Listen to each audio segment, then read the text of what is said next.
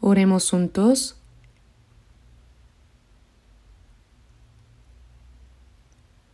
Padre Dios misericordioso que nos amas, nosotros que te habíamos dado la espalda y vivido en pecado, merecíamos recibir tu ira y tu juicio. Pero por tu gran amor y misericordia, nos amaste primero cuando aún no te conocíamos. Jesús tomó sobre sí la maldición y el juicio que nos correspondían y con su preciosa sangre derramada limpió nuestros pecados para siempre, asegurando que nunca más recibamos juicio ni maldición. Señor, te damos gracias de todo corazón por permitirnos comprender la grandeza y maravilla de tu gracia y por habernos salvado. En este momento, nosotros, redimidos por la preciosa sangre del Señor, nos reunimos ante ti, alabando tu gran gracia y amor, aprendiendo tu palabra, y te damos gracias por habernos permitido tener comunión en la comunidad santa contigo. Creemos que en este tiempo también estás con nosotros. Te pedimos que observes y cuides a cada uno de nosotros, sosteniéndonos con tu misericordiosa mano. Si en nuestro corazón o en nuestros pensamientos hay pecados ocultos o cosas vergonzosas que no son dignas ante tus ojos, Señor, haznos conscientes de ellos a través de tu palabra. Con tu gracia y tu palabra, renueva, limpia y fortalece nuestro ser para que podamos vivir el resto de nuestra vida verdaderamente como tus hijos, de manera digna y sin vergüenza, guiados por ti.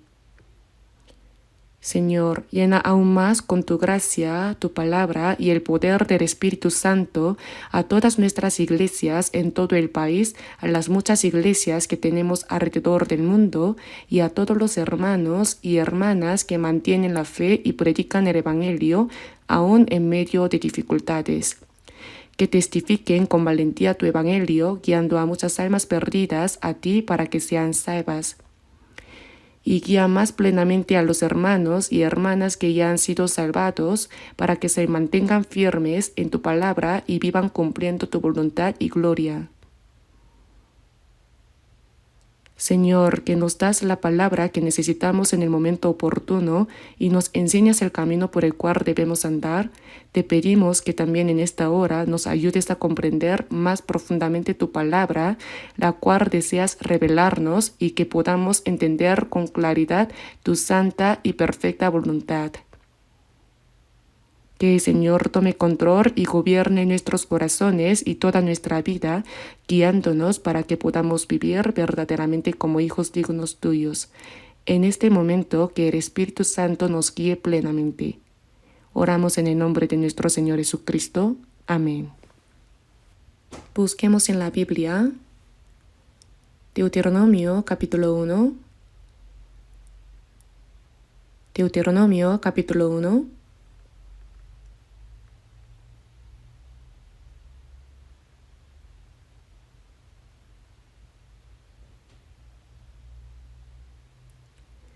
Deuteronomio capítulo 1, versículos 30 al 32.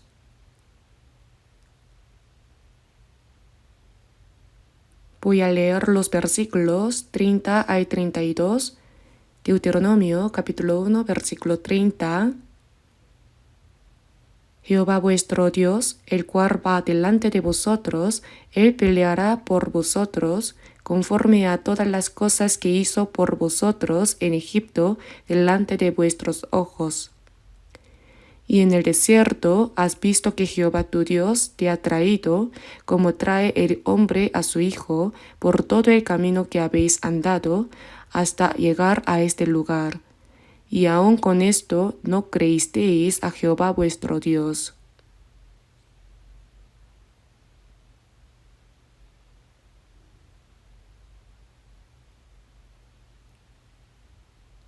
Leamos el versículo 33. Quien iba delante de vosotros por el camino para reconoceros el lugar donde habíais de acampar con fuego de noche para mostraros el camino por donde anduvieseis y con nube de día. Hasta aquí. Como les dije la semana pasada, con el título de La vida que permanece en el Señor, quiero dar la cuarta enseñanza. La vida del cristiano nacido de nuevo es, en pocas palabras, una vida que permanece en el Señor. En San Juan capítulo 15 versículo 3 se dijo: Y a vosotros estáis limpios por la palabra que os he hablado, permaneced en mí y yo en vosotros. Así como el pámpano está unido a la vid, se dijo: Yo soy la vid, vosotros los pámpanos.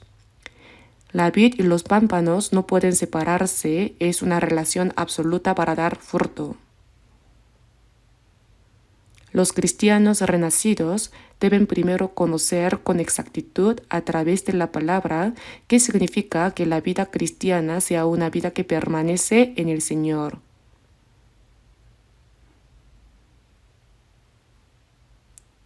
La palabra permanecer en el Señor, dicho de otra manera, es unión.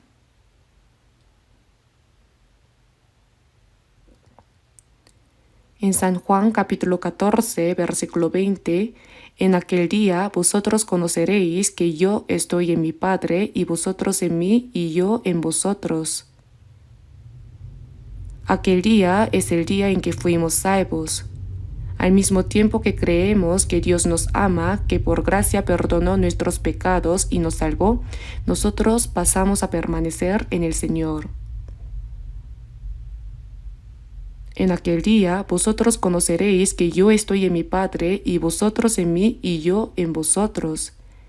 Que el Señor esté en mí y yo en el Señor, en otras palabras, significa unión. Unión. Es que dos llegan a ser uno.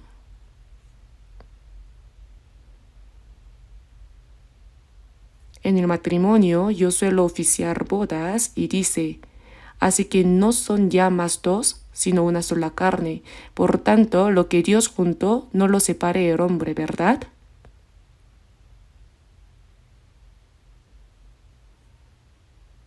Dos personas, dos diferentes personalidades, ahora se han encontrado y han llegado a ser uno. Dentro de la ley del amor se han hecho uno y ahora comparten alegrías y penas, comparten el destino y viven juntos. Eso es ser uno. Cuando fuimos salvos, el Señor y nosotros llegamos a ser uno. El Señor en mí y yo en el Señor. Esto no se puede separar. Esto no es fácil de entender de inmediato, pero es real. Y además es algo secreto.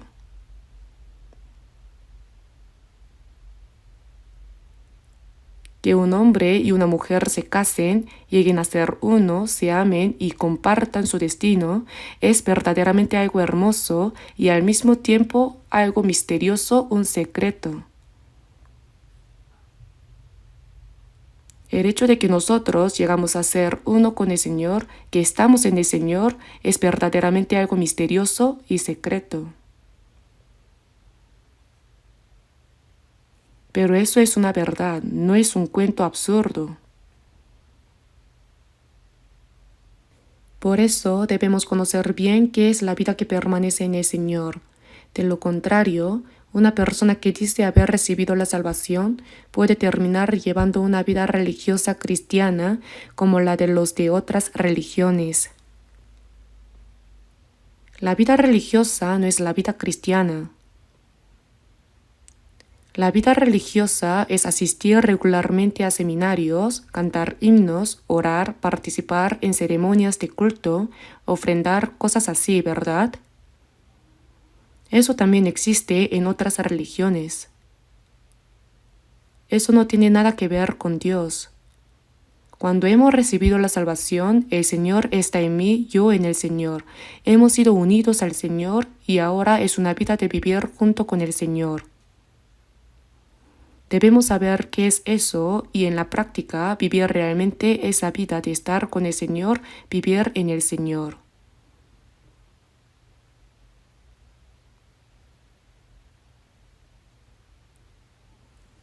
Dios escogió al pueblo de Israel como un pueblo especialmente elegido en esta tierra, ¿verdad? En Deuteronomio capítulo 7 vemos que Dios escogió al pueblo de Israel y especialmente dijo: Jehová tu Dios te ha escogido para hacerle un pueblo especial. ¿Por qué Dios escogió solo al pueblo de Israel? No significa que solo ame al pueblo de Israel, sino que el propósito especial por el cual Dios escogió a Israel fue mostrar a través de ellos como modelo qué sería la vida de todos los cristianos que después recibirían la salvación. Pero el pueblo de Israel, aunque era el pueblo que Dios escogió especialmente en esta tierra, el pueblo escogido, el pueblo elegido, su servicio a Dios fue muy débil. Fue muy corto. En lugar de servir a Dios y vivir conforme a la voluntad de Dios, ellos bajaron a Egipto para escapar del hambre en la tierra de Canaán y vivieron allí como esclavos de los egipcios.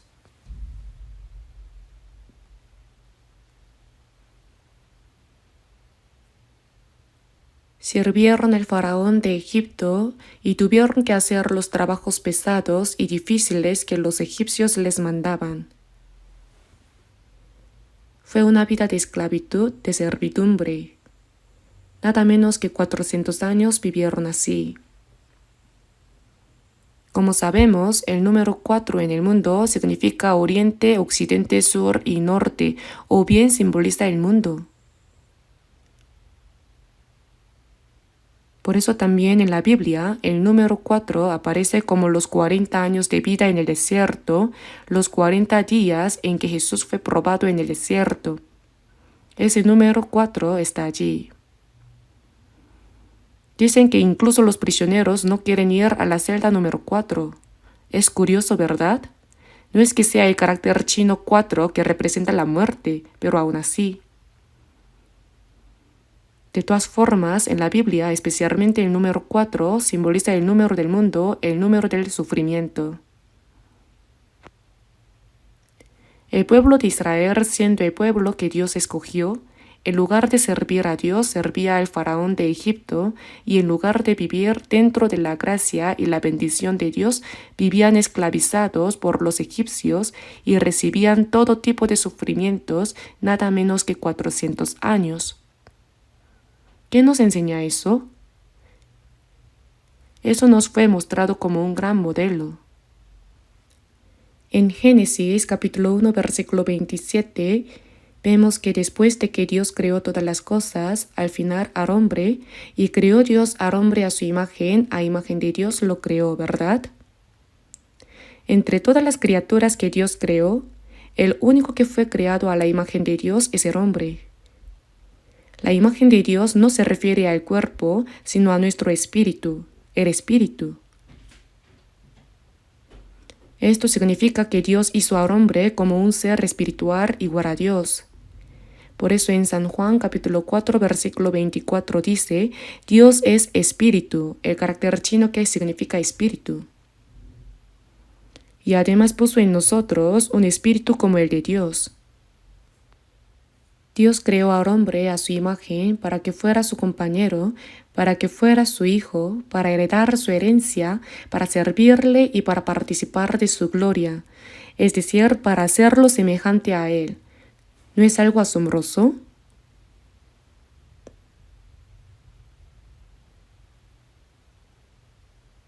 Pero el hombre, creado a la imagen de Dios, antes de entrar en ese amor, gracia y gloria de Dios, por haber quebrantado la palabra de Dios, perdió todos esos privilegios y vino a llevar una vida miserable en medio del pecado.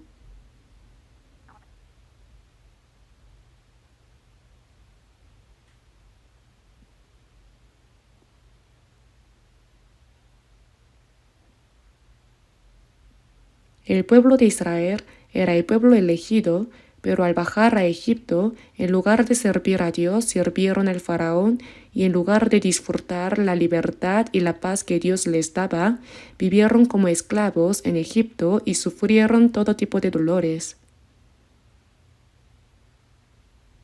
De la misma manera, el hombre creado a la imagen de Dios, por desobedecer la palabra de Dios, en lugar de recibir la bendición de Dios, recibe maldición en la tierra y sufre todo tipo de dolores.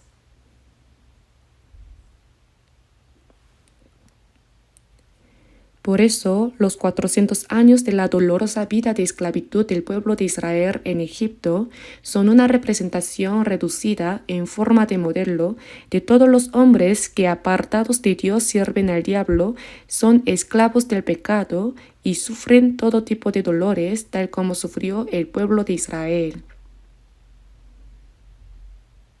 Pero Dios, para salvar al pueblo de Israel que había estado esclavizado en Egipto durante 400 años, envió a Moisés, trajo las 10 plagas y sacó al pueblo de Israel de Egipto. Los libró del poder del faraón, pasaron por el Mar Rojo y luego, antes de entrar en la tierra de Canaán prometida por Dios, tuvieron la vida de 40 años en el desierto.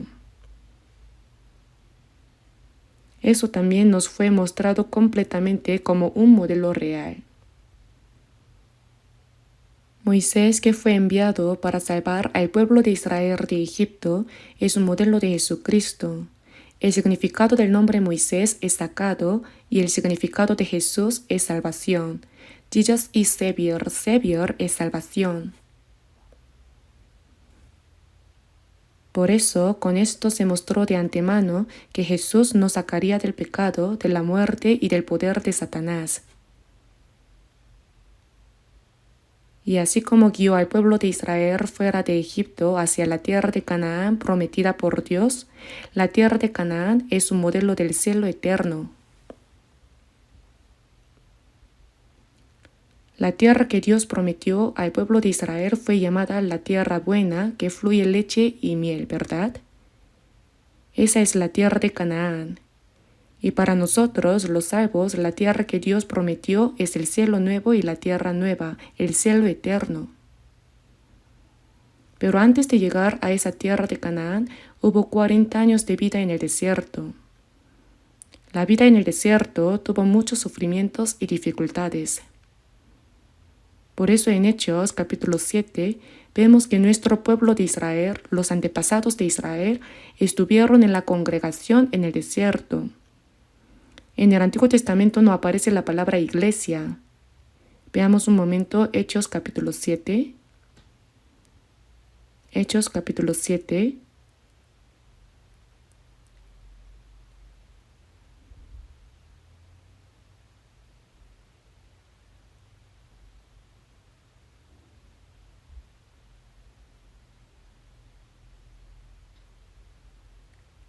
Hechos capítulo 7, versículo 38. Leamos juntos. Este es aquel Moisés que estuvo en la congregación en el desierto con el ángel que le hablaba en el monte Sinaí y con nuestros padres y que recibió palabras de vida que darnos. El ángel que le hablaba en el monte Sinaí. En el monte Sinaí Dios dio la ley al pueblo de Israel, ¿verdad? Con nuestros padres se refiere al pueblo de Israel, al pueblo judío. Estuvo en la congregación en el desierto. Y esa vida de 40 años en el desierto aquí se expresa como iglesia en el desierto. La vida de 40 años del pueblo de Israel en el desierto tuvo muchos sufrimientos, pruebas y dificultades. Eso nos fue mostrado como un modelo de la vida de iglesia que el cristiano lleva después de haber recibido la salvación, antes de entrar en el cielo eterno, el cielo nuevo y la tierra nueva. La vida de iglesia no es algo tan sencillo. Estuvo en la congregación en el desierto. En el Antiguo Testamento no existe la palabra iglesia. La vida de 40 años del pueblo de Israel en el desierto fue un modelo de la iglesia. Este es aquel que recibió palabras de vida que darnos. Este hombre es Moisés. Moisés sacó a Israel de Egipto, los guió en el desierto y los condujo hasta la tierra de Canaán. Ese Moisés es un modelo de Jesucristo que nos salvó. Por eso, después de haber sacado al pueblo de Israel de Egipto, ¿cómo los condujo Dios hasta la tierra de Canaán? En Deuteronomio capítulo 1 versículo 30, como leímos antes, dice: Jehová vuestro Dios, el cual va delante de vosotros. Dios guió al pueblo de Israel desde Egipto hasta Canaán y lo hizo delante de sus ojos.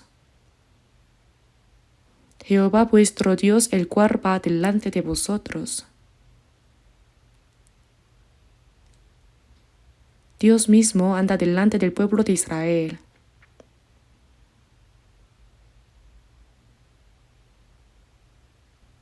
Del mismo modo, cuando nosotros recibimos la salvación, Dios no nos dice simplemente, bueno, nos vemos en el cielo y nos deja abandonados. No. Él permanece con nosotros hasta que entremos en el reino de los cielos. Nos guarda, nos protege y nos guía.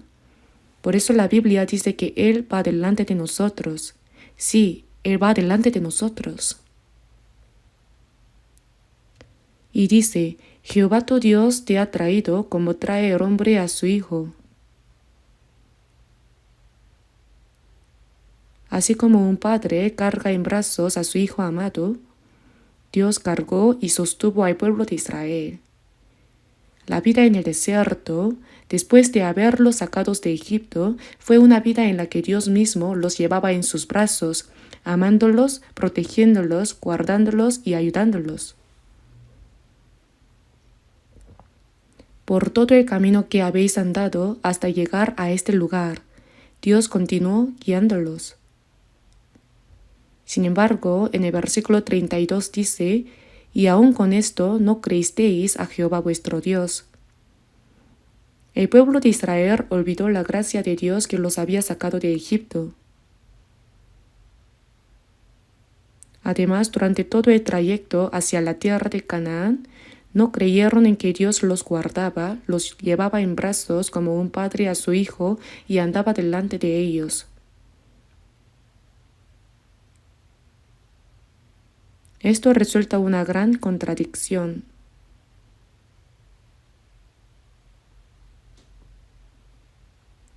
Ahora bien, pensemos en nosotros, los que hemos sido salvos. Después de nuestra salvación, Dios entregó a su Hijo unigénito para que muriera en la cruz en nuestro lugar, derramando toda su preciosa sangre para pagar el precio de nuestros pecados y rescatarnos. ¿No somos entonces seres sumamente valiosos para Dios? Si un hombre rico vendiera todas sus posesiones para adquirir un solo objeto, aquel sería lo más precioso en toda su vida. De la misma manera, para Dios no existe nada más valioso que su Hijo unigénito. Aquel que es igual a Dios mismo fue enviado en forma humana. Ese santo y justo murió en la cruz cargando el pecado del mundo, derramando toda su preciosa sangre para salvarnos. El propósito por el cual el Señor nos salvó es llevarnos al cielo eterno. Pero antes de entrar allí tenemos la vida de iglesia. Y esta vida de iglesia es de suma importancia porque es el proceso en el que Dios elimina el resto equivocado en nosotros, nos ejercita y nos entrena a fin de hacernos personas dignas de entrar en el reino de Dios y participar de su gloria. Esa vida de iglesia es sumamente importante. La vida en el desierto del pueblo de Israel fue un modelo de ello. Sin embargo, la Biblia dice que los israelitas olvidaron la gracia de Dios y no creyeron que Él los cargaba y los guiaba. ¿Cómo es posible eso? Es como los hijos que después de haber sido engendrados, criados y cuidados con sacrificio por sus padres, terminan olvidando esa gracia. Y a veces apenas algo no les agrada, se rebelan diciendo: ¿por qué me trajeron al mundo? ¿O qué han hecho por mí? Qué incomprensible es esa actitud.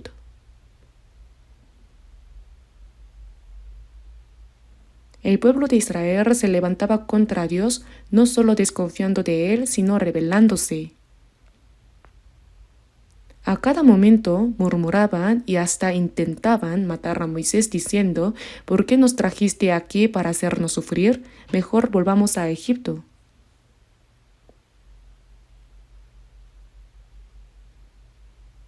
Pero ¿cómo volver? Entre Egipto e Israel estaba el Mar Rojo. Cuando lo atravesaron fue porque Dios mismo los hizo pasar, pero después de eso jamás podrían cruzarlo de nuevo por sí mismos. Ninguno de los que quisieron volver pudo entrar en Canaán. Todos murieron en el desierto. Esto nos deja una lección muy importante. Los salvos deben vivir agradecidos por la gracia de Dios con la esperanza de la gloria y del reino eterno que Él nos ha prometido.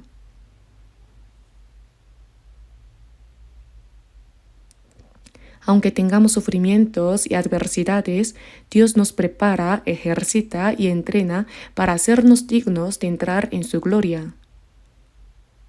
Pero si no comprendemos esto, al enfrentar cualquier dificultad enseguida caemos en la murmuración contra Dios, olvidamos la gracia de la salvación, nos inclinamos a la desobediencia y hasta deseamos regresar al mundo.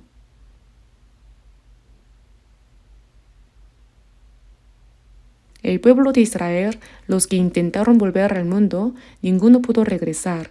Todos murieron en el desierto. A los que intentaron volver a Egipto, Dios los ejercitó en el desierto hasta que murieron todos. Por eso los que intentaron volver a Egipto murieron todos, y solo entraron en la tierra de Canaán los que nacieron en el desierto, los que llegaron a ser una nueva generación.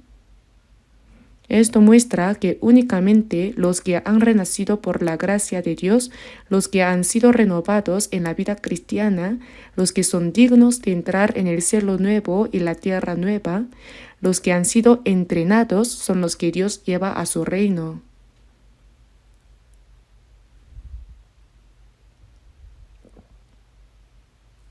La vida de iglesia no es algo sencillo. Es el proceso en el que Dios nos ejercita, nos fortalece, nos hace vencer el pecado y el poder de Satanás y nos forma para que seamos personas dignas de entrar en su gloria.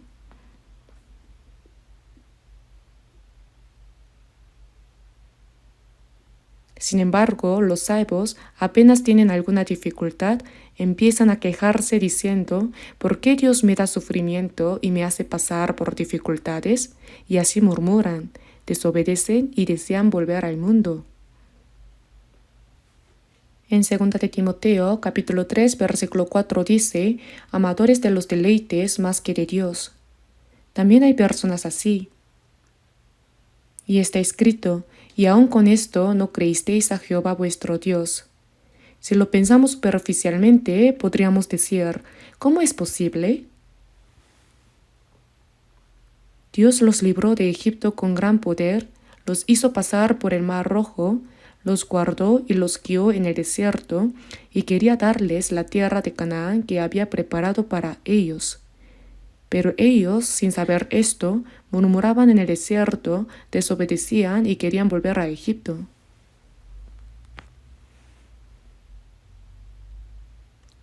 Uno podría pensar: si yo hubiera estado allí, yo no habría hecho eso. Sí, así pensamos. Sin embargo, debemos reconocer que ese mismo corazón de murmurar contra Dios en el desierto y de desobedecer también está en nosotros. Es un asunto muy importante. Esto no es simplemente una historia pasada, sino que lo que el pueblo de Israel vivió al salir de Egipto y hasta llegar a la tierra de Canaán es un modelo de cómo Dios nos guía desde la salvación hasta entrar en el cielo. Al ver la desobediencia del pueblo de Israel, debemos pensar que también una persona salva podría actuar así. En Deuteronomio capítulo 1 versículo 33 dice: ¿quién iba delante de vosotros? Cuando el pueblo de Israel iba avanzando, Dios iba delante de ellos y buscaba el lugar donde habían de acampar. Al ir avanzando, tenían que instalar las tiendas y descansar, para reconoceros el lugar donde habíais de acampar con fuego de noche. Con una columna de fuego los iluminaba claramente. En algunas ocasiones incluso marchaban de noche. Y como de noche había aire frío, la columna de fuego les protegía de ese frío. Y de día, con una columna de nube, les cubría del ardiente sol y los protegía. Cuando la columna de nube iba delante, los israelitas la seguían. Y cuando la columna de nube se detenía, allí levantaban sus tiendas. Si permanecía varios días, un mes, incluso 2 meses, mientras la columna de nube permanecía, allí instalaban sus tiendas. Y cuando la columna de nube se levantaba y avanzaba, ellos la seguían. Él los protegía, los ayudaba, los guardaba y los guiaba. Era la manifestación de la presencia de Dios, mostrando que Dios estaba con ellos. De hecho, durante 40 años los guió con la columna de nube y con la columna de fuego. Dios estaba con ellos, protegiéndolos, guardándolos y guiándolos. Y al ver eso, realmente se puede entender cuánto ama Dios a las personas, cuánto cuida y se apega a su pueblo que ha salvado.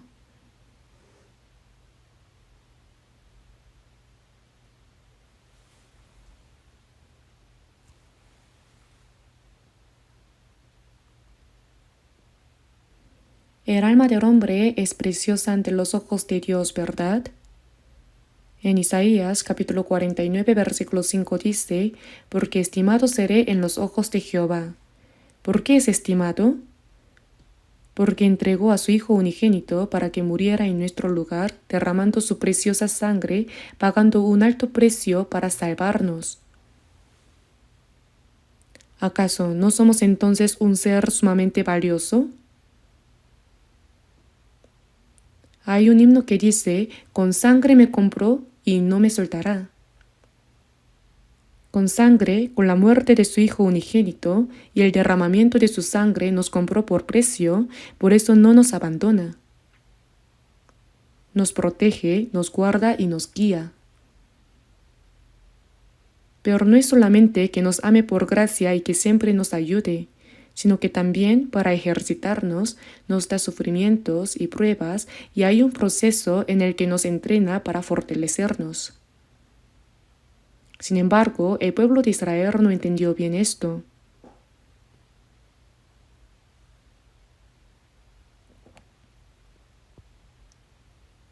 En el Salmo capítulo 119 versículo 105 dice, lámpara es a mis pies tu palabra y lumbrera a mi camino. Después de habernos salvado hasta que vayamos al cielo, el Espíritu Santo está con nosotros y Él nos guía por medio de la palabra de Dios. En una noche oscura, si no hay lámpara, no se puede encontrar el camino. La palabra del Señor es lámpara a mis pies y lumbrera a mi camino. Con la palabra del Señor nos muestra el camino por donde debemos andar. La palabra del Señor, esa preciosa palabra, ilumina mi camino y mi fe. Hasta que entremos en aquel reino, Él nos guarda y Dios nos guía.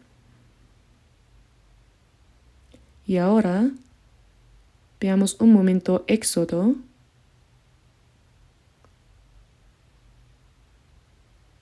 Vamos a Éxodo capítulo 29.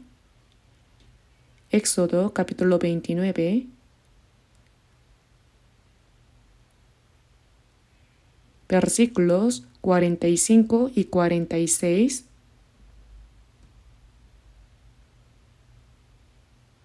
Éxodo capítulo 29 versículos 45 y 46.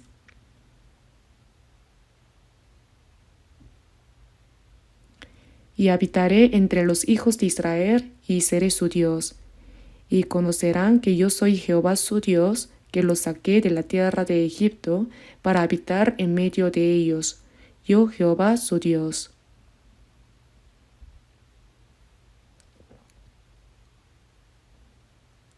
Al guiar al pueblo de Israel desde Egipto hacia el desierto, Dios habló a través de Moisés diciendo: «Y habitaré entre los hijos de Israel y seré su Dios.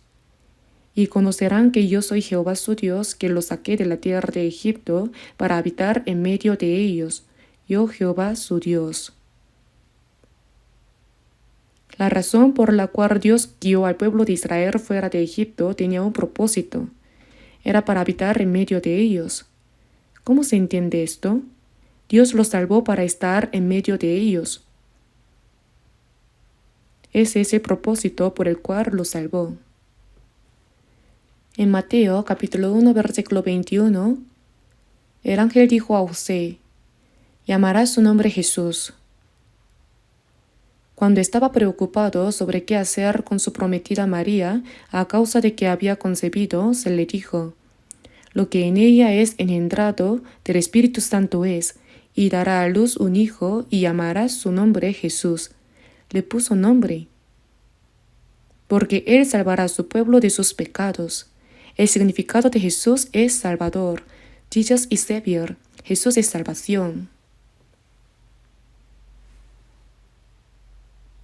Y también en el versículo 23 dice: «Y llamará su nombre Emmanuel». Emmanuel significa Dios está con nosotros. God with us, ¿verdad? Dios está con nosotros, Emmanuel. Nos salvó para estar en medio de nosotros. ¿Qué piensan? ¿No es asombroso? No es como decir: «Ya que fuiste salvo, nos vemos en el cielo, hazlo bien». No. Desde el día en que fuimos salvos hasta que entremos al cielo, Él está con nosotros. Nos protege, nos guarda, nos guía y nos ayuda. ¿No es verdaderamente asombroso? Dios está con nosotros. Jesús es nuestra salvación, y el propósito de salvarnos es para que Dios esté con nosotros. Pero esa verdad nosotros debemos creerla. También debemos creer que nos salvó por gracia. No creemos que por la gracia de Jesucristo Él perdonó nuestros pecados, nos salvó, nos hizo hijos de Dios y nos dio la esperanza de entrar en el cielo eterno. Eso lo creemos, ¿verdad? Y al mismo tiempo también debemos creer otra cosa, que el Dios que nos salvó está con nosotros. ¿Pueden creerlo? ¿Sí? ¿Pueden creerlo? ¿Creen y luego dejan de creer? La promesa de Dios no cambia. Debemos creer tal como está en la palabra. Si Dios lo dijo, debemos decir sin condiciones: gracias, yes, y seguirle.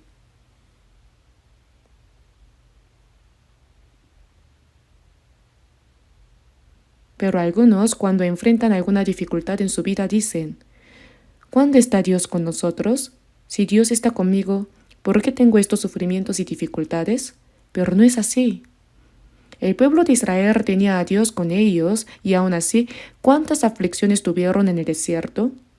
¿Acaso no estaba Dios con ellos? Sí estaba con ellos. No solo nos salva del poder del pecado y de la muerte, sino que también en el resto de nuestra vida en esta tierra, Dios está con nosotros, nos protege, nos alimenta, nos guarda y nos guía.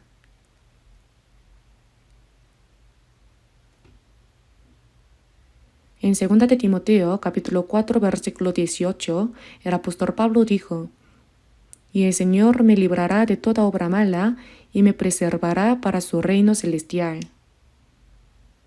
En medio de cualquier sufrimiento y adversidad, Dios nos guarda y nos protege. ¿Cuántos muchos sufrimientos tuvo el apóstol Pablo? Después de que Pablo fue salvo, hasta el final, cuando fue a Roma, predicó el Evangelio y finalmente fue decapitado hasta ese momento.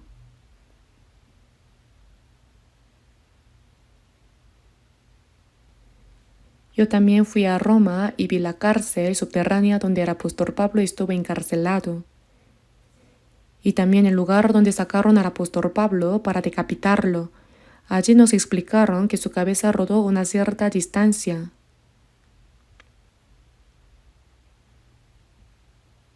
Después de ser salvo y en medio de la evangelización, en 2 de Corintios capítulo 11 dice, en trabajo y fatiga, en muchos desvelos, en hambre y sed, en muchos ayunos, en frío y en desnudez. En trabajos más abundante, en azotes sin número, en cárceles más, en peligros de muerte muchas veces. De los judíos 5 veces he recibido 40 azotes menos 1, 3 veces he sido azotado con varas. Cuando uno es azotado con varas puede morir en medio de los golpes.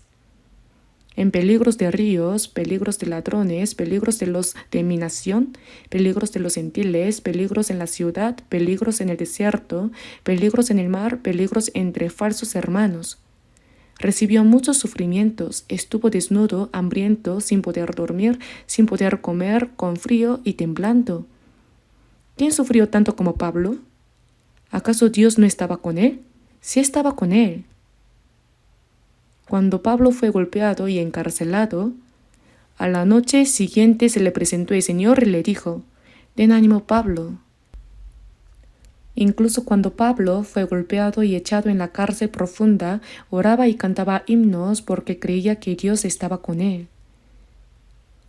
No se trataba de creer que Dios está con uno solo cuando se está en comodidad, sino que también hay que creer que en medio de los sufrimientos y adversidades Dios está con nosotros.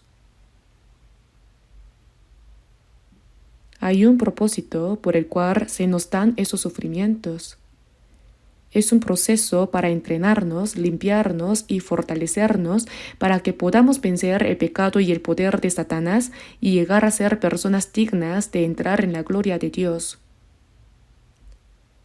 Pero sin comprender esto, cuando surge un pequeño problema, nos quejamos diciendo, ¿por qué Dios me ha dado este sufrimiento?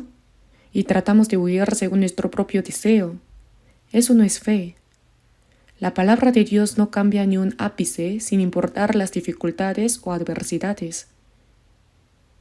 Eso es lo que significa creer.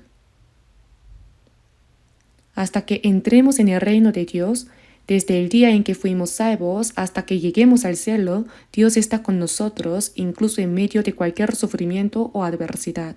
Incluso al morir, Él está con nosotros. Vamos a mirar brevemente 1 de Corintios capítulo 10.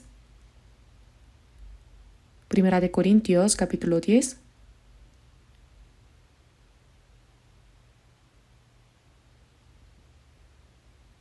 Primera de Corintios capítulo 10.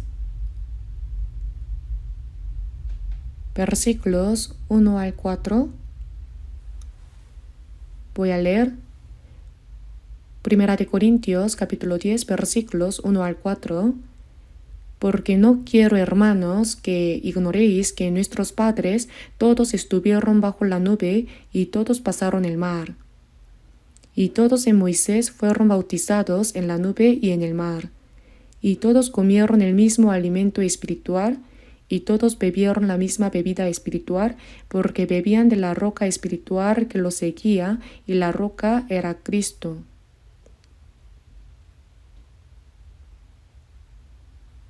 Dios sacó al pueblo de Israel de Egipto y los hizo pasar entre la nube y el mar.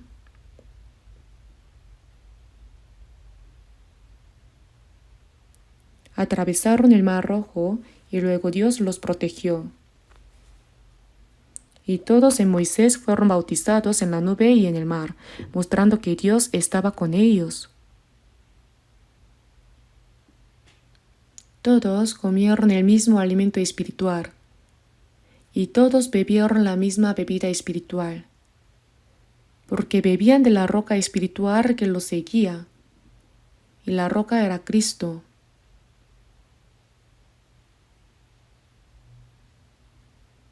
En el desierto, ¿qué había?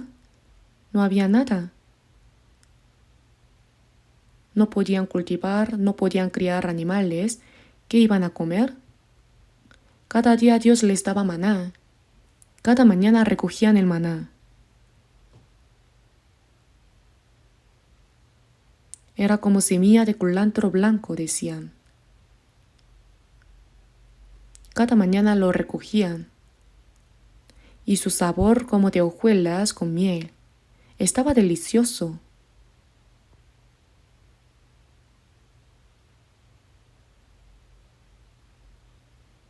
¿Qué golosinas les gustan a los niños?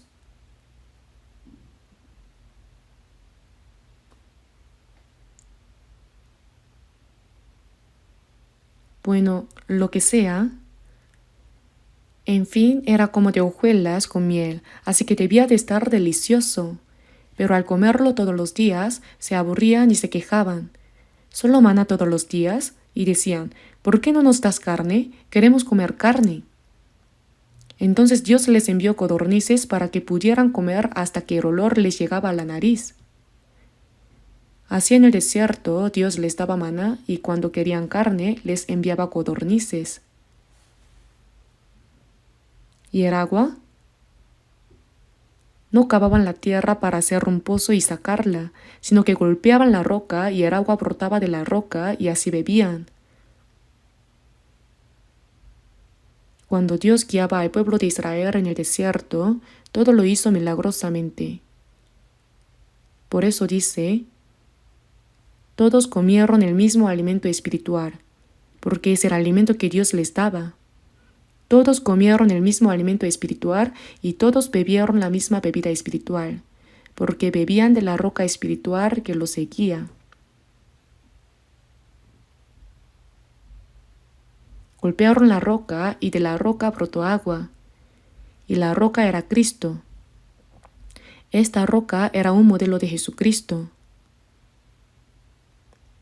No solo que Jesús murió en la cruz y con su sangre perdonó nuestros pecados, sino que así como la roca se rompió y brotó agua, por la gracia del Señor, Él nos guía.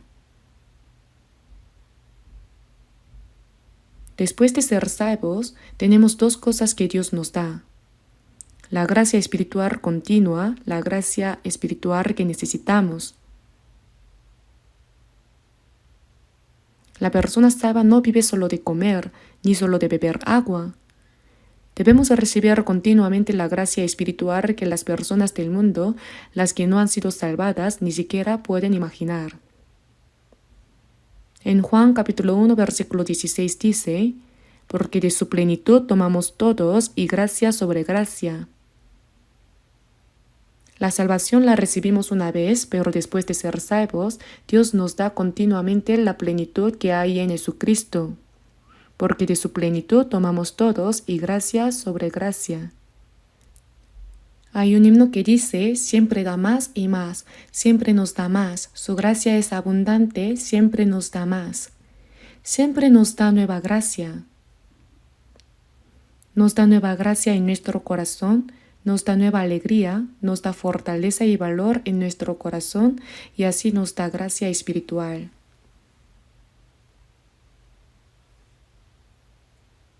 También nos da bebida espiritual, refrescando nuestro corazón. Después de ser salvos, debemos aprender a recibir la gracia de Dios y esa bebida espiritual que Él nos da. ¿Es todo lo que nos da? No. También nos provee alimento para nuestro cuerpo.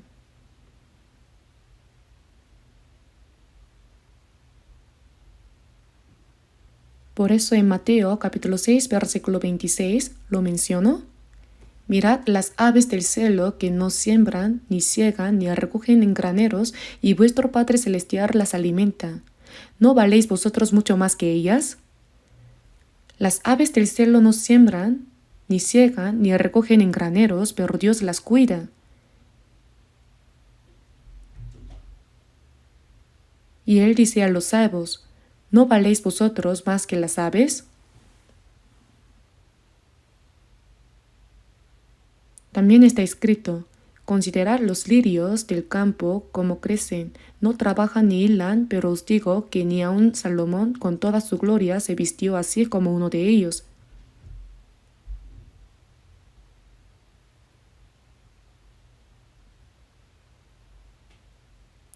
Así como Dios cuida las flores hermosas del campo, Él nos vestirá con todo lo bueno.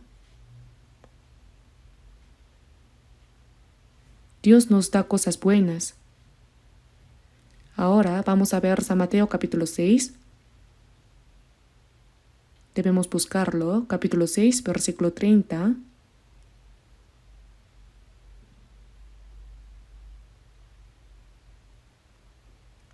Mateo capítulo 6, versículos 30 a 33.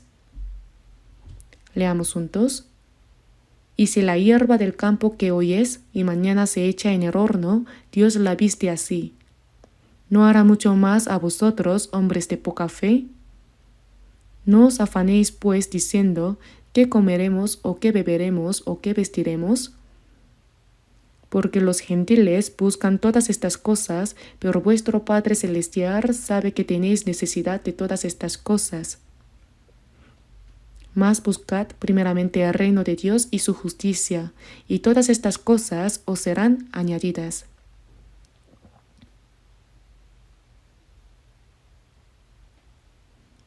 Continúen mirando estas palabras hasta que crean en ellas. Pruébenlo en oración. Incluso las aves que vuelan por el aire, Dios las cría. Y por el vestido, ¿por qué os afanáis? Considerad los lirios del campo como crecen, no trabajan ni hilan. Pero os digo que ni aun Salomón con toda su gloria se vistió así como uno de ellos. Y si la hierba del campo que hoy es y mañana se echa en el horno, Dios la viste así, ¿no hará mucho más a vosotros? Esto significa que nos alimenta y nos viste. Hombres de poca fe, no os afanéis pues diciendo qué comeremos o qué beberemos o qué vestiremos, porque los gentiles buscan todas estas cosas. ¿A qué gentiles se refiere a los que no han sido salvos? Un niño sin padre se preocuparía cada mañana qué comer, qué almorzar, qué cenar, dónde dormir. Pero si tiene padres que cuidan de él, ¿por qué se preocuparía? Los padres proveen y ayudan en todo.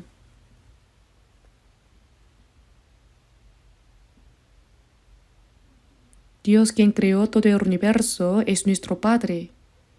¿No hará mucho más a vosotros, hombres de poca fe? Aunque han recibido la salvación, en la vida diaria no tienen fe en depender de Dios. Les respondió diciendo, hombres de poca fe. No os afanéis, pues, diciendo, ¿qué comeremos o qué beberemos o qué vestiremos? Porque los gentiles buscan todas estas cosas. Pero vuestro Padre Celestial, es decir, el Padre que está en el cielo, sabe que tenéis necesidad de todas estas cosas. Decir sabe no significa que Dios se hará responsable. Los padres saben todo lo que el niño necesita. Comida, ropa, un lugar para dormir, lo saben incluso mejor que ese niño. Vuestro Padre Celestial sabe que tenéis necesidad de todas estas cosas. Decir sabe significa que se hará responsable. Pero hay una condición. No lo da de manera incondicional. Leamos juntos el versículo 33. Más buscad. Leamos juntos. Mas buscad primeramente el reino de Dios y su justicia, y todas estas cosas os serán añadidas. Mas buscad primeramente. La palabra primeramente, ¿cuál es la cosa que debemos poner en primer lugar en nuestra vida? No debemos pensar en qué comeremos, qué vestiremos, cómo viviremos, cuánto dinero podremos ganar bien, sino lo primero que debe estar en la mente de un cristiano, la prioridad de la vida, ¿qué es? Es Dios, para la voluntad y la gloria de Dios.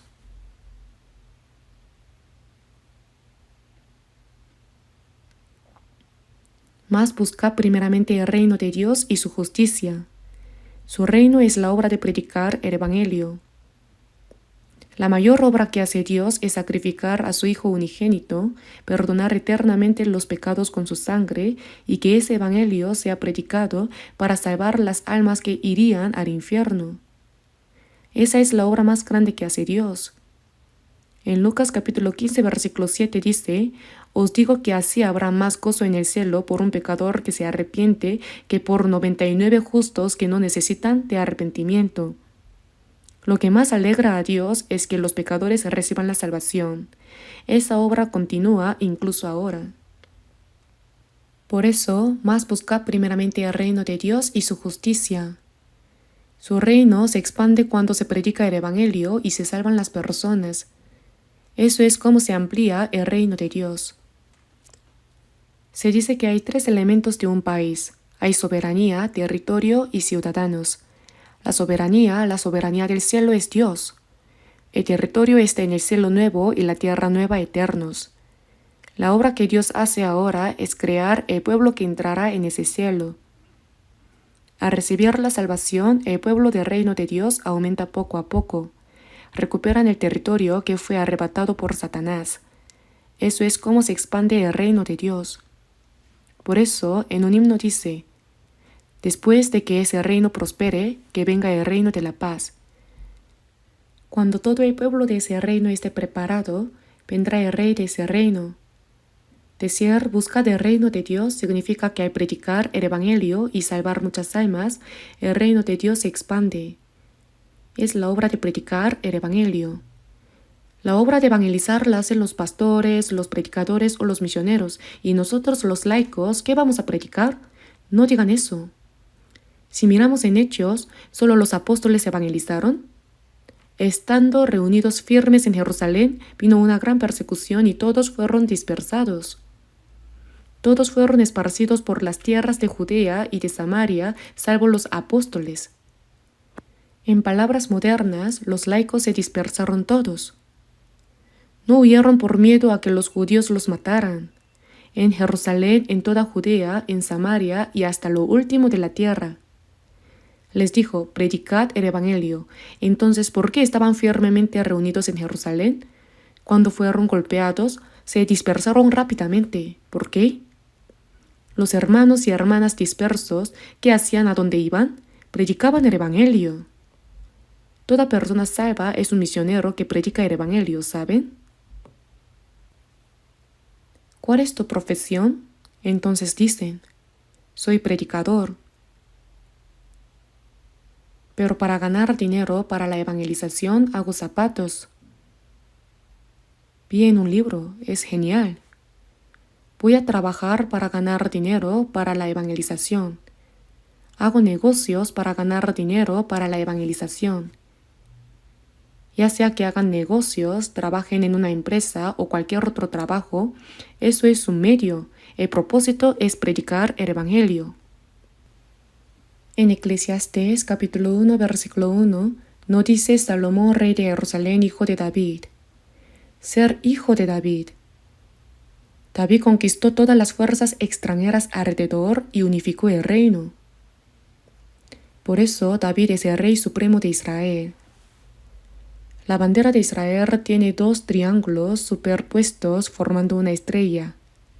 ¿Qué es eso? Es la estrella de David. David, el segundo rey de Israel, el más grande rey. Ese David es un modelo de rey de reyes, Jesucristo. El hijo de ese David, rey de Jerusalén, era el más grande en ese tiempo, pero no dice Salomón, sino palabras del predicador. Ese Salomón es hijo de David. Yo soy predicador. Vanidad de vanidades, dijo el predicador, vanidad de vanidades, todo es vanidad. En Eclesiastés capítulo 1, versículo 2, la palabra vanidad aparece 5 veces en una sola línea.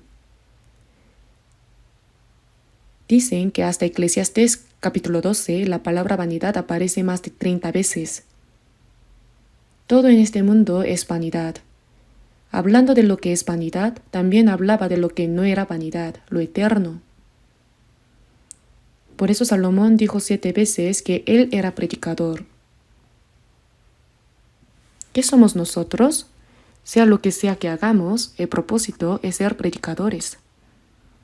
No se trata de hacer algo en este mundo para convertirse en un gran empresario, tomar algún poder o hacer algo especial. Lo que sea que hagamos es un trabajo secundario, un medio, y el propósito es predicar. Si evangelizamos a una persona, ¿cuánto se alegra Dios? Para hacer lo que agrada a Dios debemos evangelizar.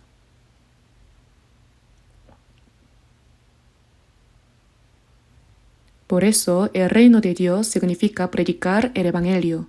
Buscar ese reino es evangelizar. Y decir busca su justicia significa que hacia afuera se predica el evangelio y hacia adentro los salvos se unen, se aman entre sí y cumplen la voluntad de Dios. Vivir según la voluntad de Dios es cumplir su justicia. Predicar el evangelio del reino de Dios y hacia adentro la justicia, vivir según la voluntad de Dios. Si hacemos el reino de Dios y su justicia, solo haciendo eso, todas estas cosas os serán añadidas. Todas estas cosas. Lo que nuestro cuerpo necesita nos lo da como extra. Si creen esto, de hecho les irá bien. ¿No van a creer? ¿Van a creer o no van a creer? ¿Van a creer? Deben creer. La promesa de Dios, Dios la cumple sin falta, según la promesa. Como no podemos creer eso, pensamos que nuestros propios medios o métodos son mejores que la palabra de Dios. No podemos creer en la promesa. Por eso vivimos según nuestros propios medios y métodos. Cuando piensan, solo piensan un poco en predicar delante de Dios. Más que pensar en vivir según la voluntad de Dios, pensamos en cómo comer bien y vivir bien, cómo aumentar más la riqueza y vivir con abundancia. Debemos pensar al revés, eso es un cristiano, ¿lo entienden? Por eso en Proverbios está escrito, 2 cosas te he mandado, no me las niegues antes que muera, vanidad y palabra mentirosa aparta de mí. Aquí se pide que no haya palabra mentirosa, falsedad. Hermanos, si fallamos, nos convertimos en mentirosos. Porque incluso cuando cantamos himnos, miren los himnos, qué buenas son las letras. Pero nuestro corazón no coincide con el himno.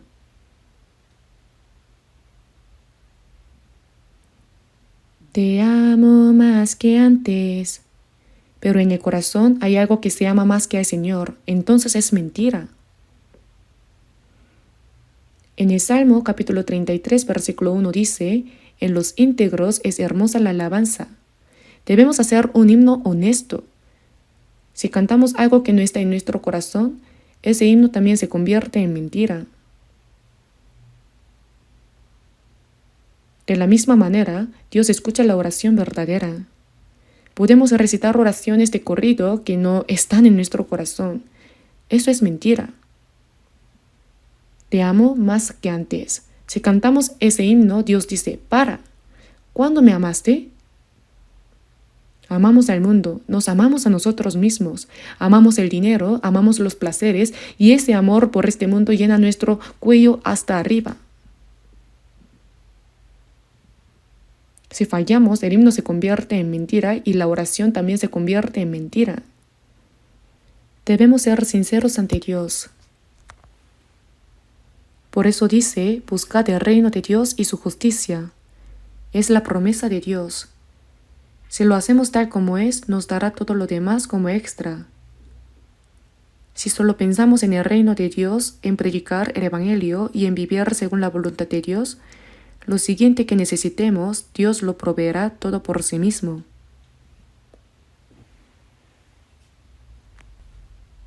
No sé qué porcentaje de fe tengo ahora, pero creo.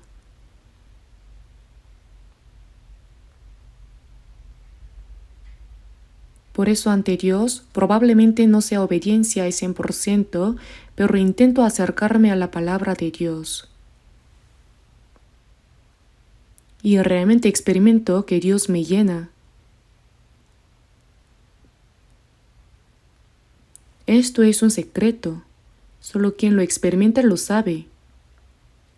Escucharlo no basta, Uno debe experimentarlo para saberlo. Pero cuando Dios añade todas estas cosas, la condición absoluta es si buscan primeramente. Mas buscad primeramente el reino de Dios y su justicia. Y, si no lo hacen así, no sirve. Por eso en la Biblia la palabra para qué aparece frecuentemente. En Éxodo capítulo 20 versículo 12 dice, honra a tu padre y a tu madre para que tus días se alarguen en la tierra que Jehová tu Dios te da.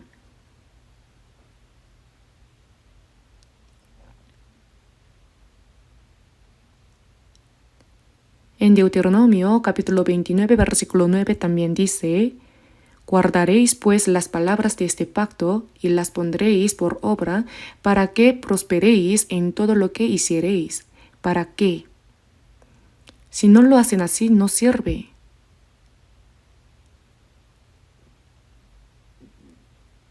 Dios da el maná cada día, pero debemos ir a recogerlo, ¿verdad?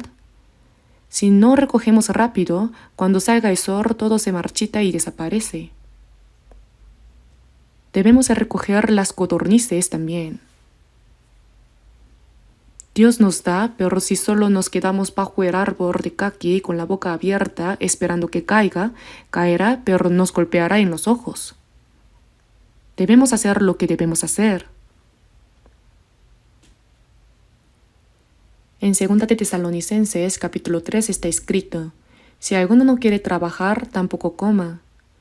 Si no hacemos nada y solo nos quedamos quietos, debemos morir de hambre. Significa que no se le dé comida. Eso significa que debemos trabajar diligentemente. Debemos hacer algo. Por eso cuando hacemos lo que debemos hacer, lo primero es buscar el reino de Dios y su justicia, y después Dios nos da todo lo demás como extra. Debemos reflexionar en nuestra experiencia. ¿Realmente Dios me está ayudando en mi vida o estoy viviendo solo por mis propios medios, por mi fervor persistente? ¿Es Dios quien me ayuda? ¿Podemos discernir eso? Debemos discernirlo. Inténtenlo. Si hacemos primero según la voluntad de Dios, Él no nos abandonará hasta morir de hambre. Nunca nos abandona. Solo que Dios a veces nos hace ricos y a veces pobres. Como dice en Proverbios, Dios empobrece y Él enriquece. También está en 1 de Samuel. A veces nos hace ricos y otras veces nos quita todo lo que nos dio. Observa cómo actuamos. En la pobreza vivimos satisfechos solo en el Señor y dependemos de Él. Cuando nos da riqueza, vivimos derrochando por nuestro propio gusto o usamos esa riqueza para la gloria de Dios. Él lo observa exactamente. Hay una frase que dice, el dinero es la prueba del carácter. Para saber dónde está el propósito y el concepto de valores de una persona en su vida, la prueba es simple. Si se le da un montón de dinero, se puede descubrir. Todo el dinero, como si ganara la lotería. Usa el dinero como quieras y de repente se le da, digamos, 1.000 millones o varios cientos de millones. Y si se observa cómo lo usa, se revela al 100% el propósito de su vida y su concepto de valores. ¿No es así?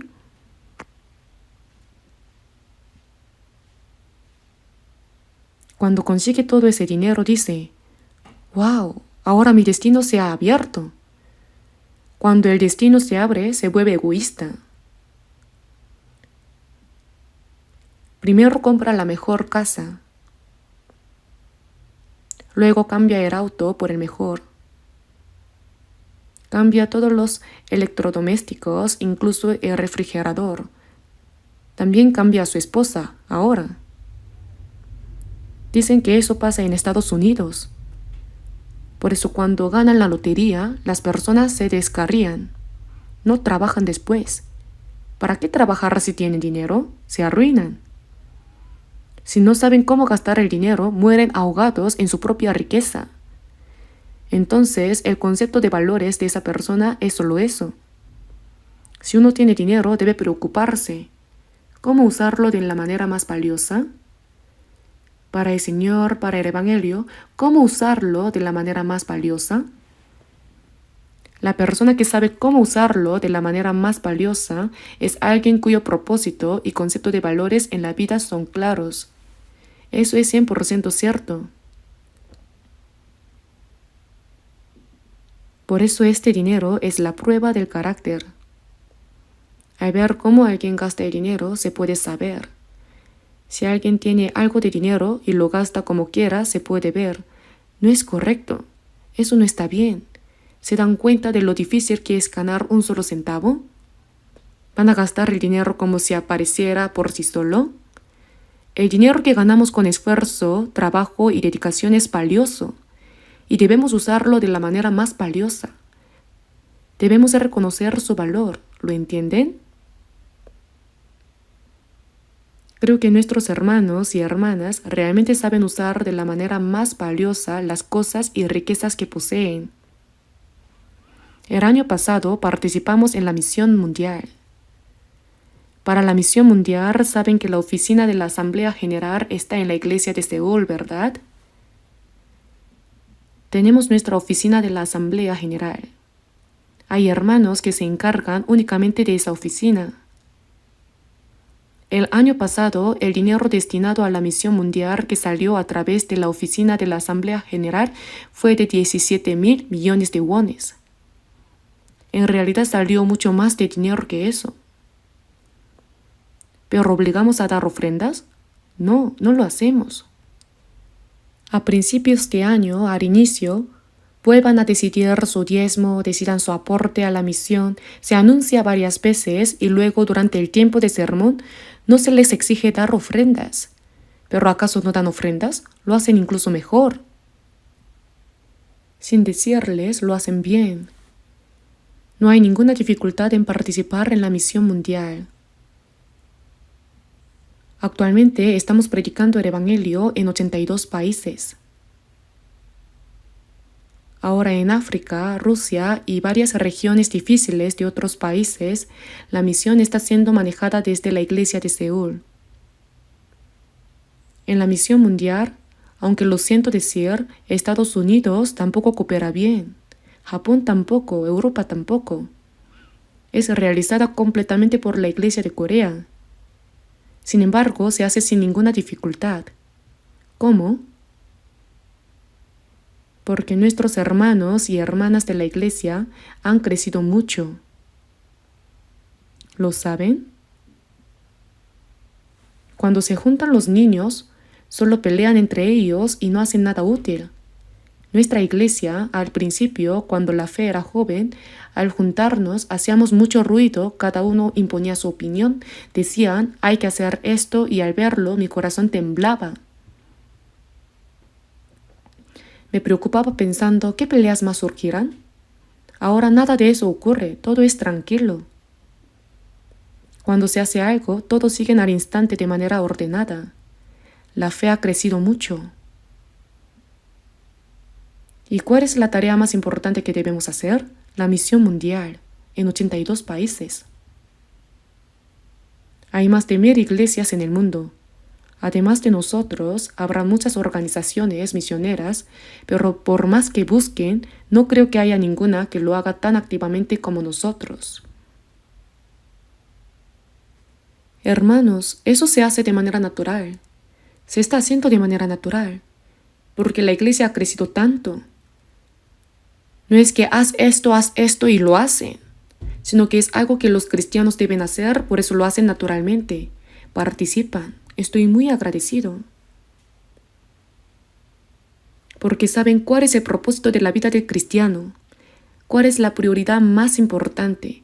Se dice, más busca primeramente el reino de Dios y su justicia. Entonces el reino de Dios y su justicia se cumplen. El evangelio de ese reino se predica. Se cumple la voluntad de Dios y después Dios se encarga de la vida carnal de los cristianos que hacen esto y también les da el alimento espiritual. Luego Dios provee todo lo que sea necesario. Si solo hacemos lo que debemos hacer, ¿pueden ustedes creer que Dios nos dará todo lo que necesitamos? En mi casa tengo una pecera pequeña. Antes tenía una pecera grande, pero ahora ya no. Solo tengo una pequeña, en la que crío pequeños peces llamados guppies. Pero ahora se ha multiplicado muchísimo. Les doy de comer todos los días. Cuando enciendo la luz para darles comida, se amontonan y se agitan todos. Vienen a alimentarse. Les doy en abundancia, de manera que puedan comer muy bien, incluso a los alevines más pequeños. Algunos acaban de nacer y son diminutos como polvo, pero nadan muy bien, son sorprendentes. Les doy de comer una vez al día. Si siento que sería bueno darles un poco más por la tarde, se los doy otra vez. Luego, cada pocos días, les suministro oxígeno y limpio la pecera.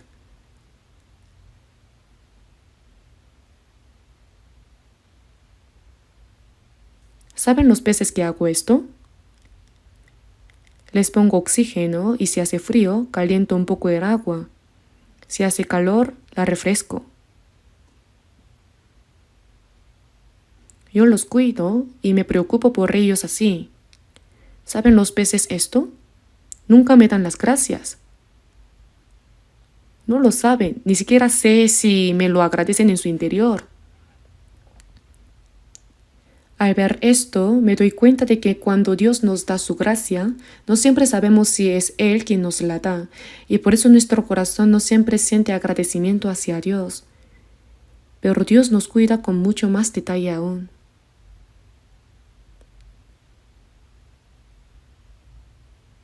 En Mateo capítulo 10, versículo 30, Dios dice, pues aún vuestros cabellos están todos contados. Dios dice que cuenta todos los cabellos de nuestra cabeza.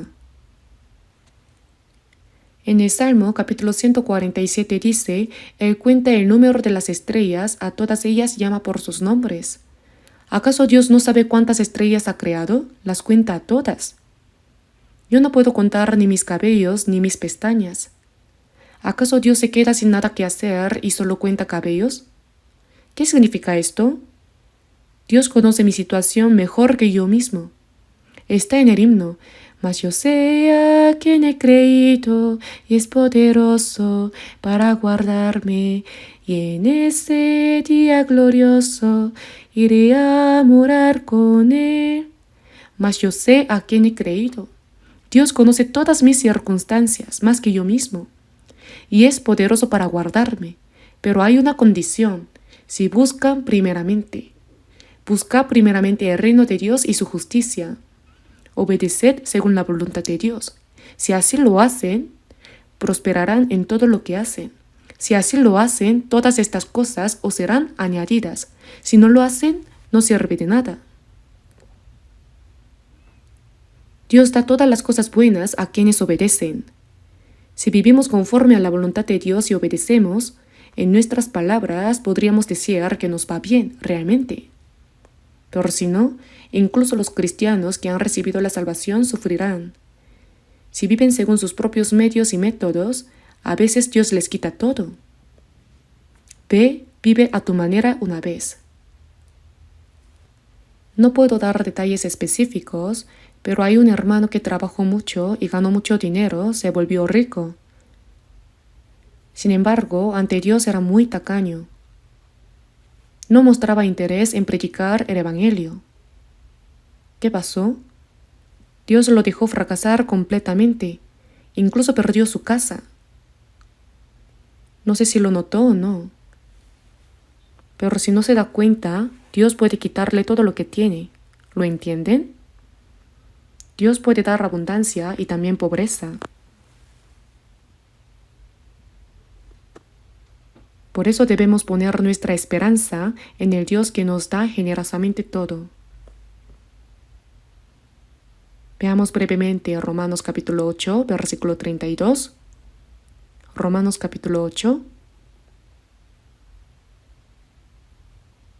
Romanos capítulo 8, versículo 32.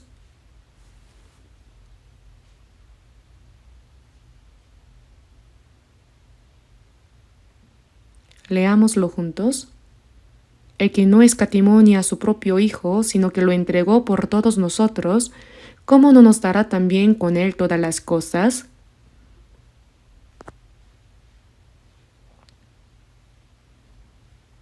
Cuánto amor y gracia hay en que Dios no escatimó ni a su propio Hijo, sino que lo entregó por todos nosotros hasta la muerte.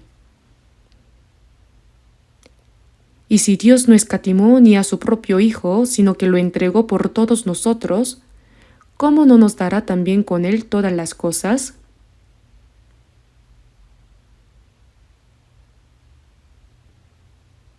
El don es gracia, es algo que se nos da gratuitamente. Si no escatimó ni a su propio Hijo, sino que lo entregó hasta la muerte, ¿qué no nos dará? Significa que nos dará. Entonces, ¿por qué no creemos? Dios nos lo dará. Si solo agradamos a Dios, nos va bien realmente. Pero si no intentamos vivir según la voluntad de Dios y vivimos según nuestros propios medios y métodos, sufrimos. Sufrimos. Si los cristianos salvos no viven según la voluntad de Dios y tratan de vivir a su manera, a veces Dios los reprende con disciplina y eso puede ser muy serio. No debemos ignorarlo. Por eso, en nuestra vida cristiana, el hecho de que Dios esté con nosotros y de vivir en el Señor significa estar unidos a Él, estar en comunión con Él. Cuando uno se casa, un esposo y una esposa se convierten en uno solo con amor. Comparten las dificultades, comparten el destino y se hacen responsables el uno del otro en todo. Cuando recibimos la salvación, nosotros y el Señor nos hemos hecho uno. Vivimos según la voluntad del Señor y Él se hace responsable de todo en nosotros. Eso es vivir en el Señor. El título del sermón de hoy, La vida que permanece en el Señor, no lo puse por casualidad. Significa estar unidos al Señor y compartir nuestro destino con Él. Si vivimos según su voluntad, Él se encargará de todo en nosotros. Y si le agradamos y seguimos la voluntad de Dios, Él nos dará todas las cosas buenas sin escatimar nada. Si comprendemos la vida que permanece en el Señor y vivimos según su palabra, nuestro corazón siempre estará lleno de alegría y gratitud. Debemos experimentar realmente que Dios está con nosotros en nuestra vida diaria. No es un Dios lejano, sino que está siempre con nosotros, contando incluso cada cabello de nuestra cabeza, conociendo todo. Debemos creer que ese Dios nos guarda y nos protege. Y si actuamos solo según la voluntad de Dios, Él se hará responsable de todo lo nuestro. Eso es lo que significa vivir en el Señor. Hoy se nos ha ido el tiempo mientras compartía la palabra, así que me detendré aquí. Oremos. Dios Padre misericordioso, gracias porque aun cuando nos hemos alejado de ti y hemos seguido los deseos de nuestra carne en el pecado, nos has salvado y nos guías con tu palabra, tu gracia y tu poder. Gracias porque estás con nosotros hasta que entremos en tu reino. Te agradecemos porque tú estás en nosotros y nosotros estamos en ti, porque tú no nos abandonas, sino que nos guardas y nos proteges, guiándonos hasta que lleguemos a tu reino. Concédenos una fe más firme para confiar plenamente en ti, Señor, y haznos comprender que tú estás con nosotros, gobernándonos, protegiéndonos y cuidándonos. Permítenos vivir el resto de nuestra vida únicamente para tu voluntad y tu gloria, y guíanos para que podamos vivir siempre dentro de tu gracia y tu poder. Haz que toda nuestra vida glorifique a ti, Dios Padre, y que solo se cumpla tu voluntad a través de nosotros. Confiamos en que el Señor enseñoree y gobierne toda nuestra vida y hemos orado en el nombre de nuestro Señor Jesucristo. Amén.